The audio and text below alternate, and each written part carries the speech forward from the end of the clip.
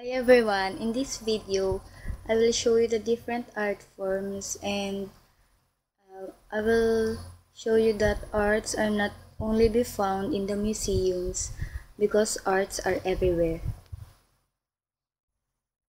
This is a necklace and obviously it is an example of jewelry design under applied art.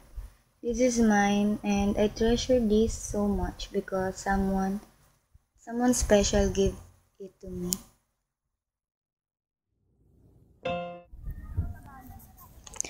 This is the Dr. Lucitan building found in the University of the East. It is an example of architecture. This is an 8-story building and the home of elementary and high school department. It was built in the year 2012.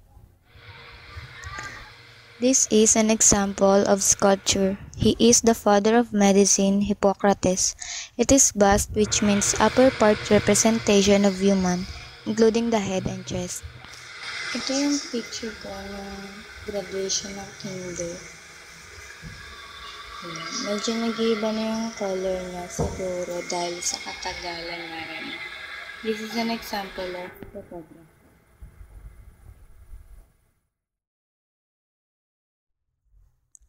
Sa tingin ko, itong art na to is an example of realism because yung brushwork niya is super thin and ang smooth ng texture niya.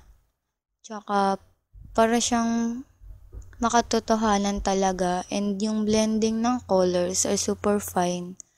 Yung ginamit na medium dito is watercolor. Lampshade to and yung nasa likod ng angel is an example of an ionic column. Ito yung notebook ko sa accounting subject namin and I think yung cover niya is an example of Art Nouveau because ayan, it uses swirly lines na characteristic ng Art Nouveau. So yan, obviously, itong chair na to is a wood craft. Ayan, gawa siya sa Nara tree.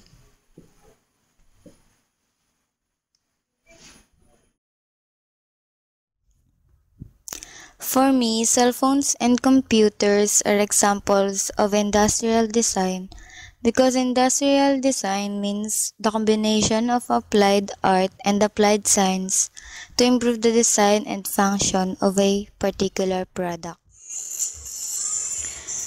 Ito yung isa sa favorite kong song ni Bruno Mars na Just the Way You Are.